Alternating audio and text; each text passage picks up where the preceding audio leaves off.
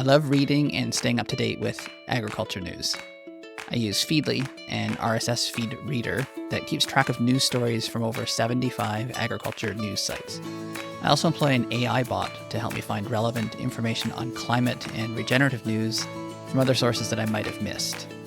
So with that being said, I've been thinking about how to refresh my newsletter, and this episode is my newsletter episode of the podcast. I've been sending it out for over 5 years now, and it's changed over the years, but it's been primarily focused on my content and my business lately. However, I've decided to shift the focus more towards the regenerative agriculture news space while reducing the emphasis on my business. So welcome to the 6th season of Plants Dig Soil, which is a podcast about realistic regen ag. I'm your host, Scott Gillespie, and I'm an agronomist from the Western Canadian prairies that specializes in climate-smart agriculture. I discuss scientifically proven practices that benefit the planet and, just as importantly, farmers' economic sustainability. So be sure to visit my website, www.plantsdigsoil.com, for resources and information about the services that I offer for farmers and agribusiness. Speaking of my website, I've updated it to more clearly list everything on the homepage, so I'd encourage you to check it out. In each of the monthly newsletter updates on the podcast, I'll just highlight one aspect of the business at the beginning, and then the rest is going to be dedicated to sharing interesting content that I've come across. If you'd like near daily updates on what I'm seeing, you can check out my WhatsApp channel. Almost everything I share there will also be included in this newsletter update, although I aim to keep the length manageable. Let me know what you think through a message on my website or an audio message on Spotify or a comment on the YouTube video. So let's get on to the business highlight. My podcast has been going for over 5 years now. I'm in my 6th season, and the great thing about a podcast is that the platform is agnostic, meaning that you can listen on Spotify, Apple, or any player that can find the feed. It started as a way to convert blog posts to audio. I listen to a lot of podcasts while driving, and I know a lot of farmers and agronomists do too. So it's a free way to get to know me and learn some new things. Every episode is still a blog post, so if you choose, you can read it or look up any of the references. A year ago, I started recording with the camera on and putting it up on YouTube. It's the same audio, just in video form. So let's get on to the regenerative agriculture news that I came across over the past month. So the first one is my own podcast, which was called Water Efficient Plants. In this one, I do a deep dive into an agronomy topic. And this one here, I talked about how to survive in a drought and how that means that we need to make our plants the most water efficient we can. Now, while some of the things can be done immediately, most of the things require a long-term plan. I've heard it said that the best time to plan for a drought is when the last one breaks. We might be on the cusp of this one breaking with recent snowfalls, but it's too early to tell. In this episode, I go over the ideas that I have to make our plants more water efficient in hopes that you can apply some of the easy practices now and start planning for the future this season. This article is from the Western Producer.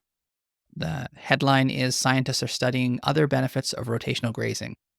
Quote from it, there's a lot of anecdotal information about rotational grazing being better for the soil and carbon storage and better for soil health, but there isn't a lot of numbers behind that.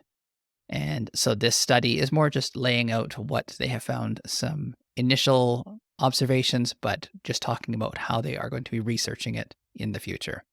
The next article comes from The Guardian. It's called Saturation Point. Australia's best known carbon neutral farm can no longer offset its emissions. And this is something that I have talked about in the past.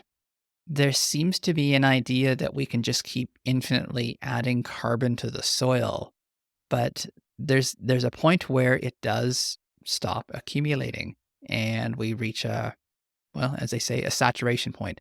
It reaches a steady point where whatever goes in comes back out, and what comes out isn't a bad thing. That's what is making the soil healthy. It's the organisms using it and providing nutrients for the crops and everything that's going on. So, very interesting article. Next one is called Covering the Bases with Cover Crops from SpudSmart. I had the pleasure of meeting Ryan this winter at the conference. And in this article, he's got some very realistic takes on how to use cover crops based on years of farmer trials. He says to don't worry about the fancy mixes, just use what you've got. And in their high rainfall area, the data clearly shows 10% yield gain on potatoes. Another article about cover crops from the other end of the spectrum in Farm Progress. Cover crops can pay despite the challenges. So this one is about using cover crops in Texas, which is a similar climate to what I have in Alberta in the dry part, not necessarily in how hot it gets there. But they can pay when you get a big dump of rain and you capture the water instead of it running off. Next article is about plot to farm results. These are from Alberta Grains, and this is where they take plot research and try to expand it onto the farm scale.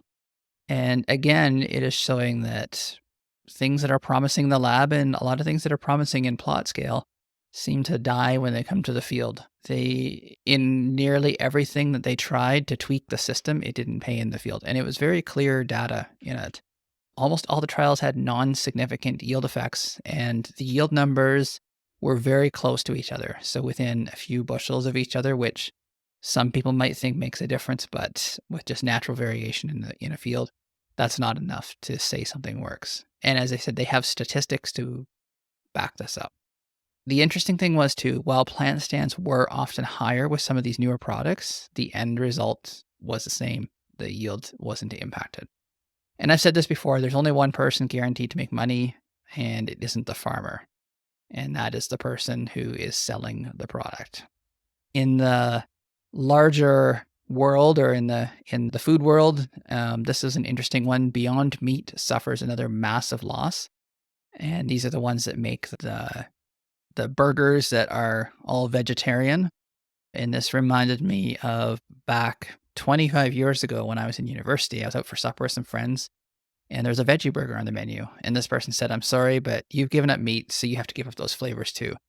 And it seems like people are seeing it that way too. Many of the products are so highly processed that vegetarians are saying, let's just eat good plant-based things rather than trying to replicate meat. Another story, Applegate is to transition their all beef hot dogs to regeneratively sourced. And so this is a trend that I am seeing.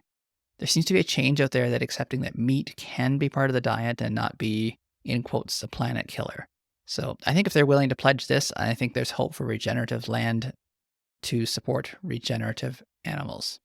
Back to agronomy for a little bit here, stopping late blight in potatoes naturally. It's an encouraging research that's showing up where they can use selenium to help the plants fend off late blight, which is a devastating disease for potatoes. It is the one that caused the Irish potato famine, and it can take down fields very fast. It's hard to say how well it'll work in a high disease pressure year, but it does seem to be able to help out in the initial stages. And finally, a different way to incentivize regenerative agriculture. There's a program in the United States that pays farmers who are already doing the practices. And what I like about this is there's no additionality, which means that you don't have to be new to qualify.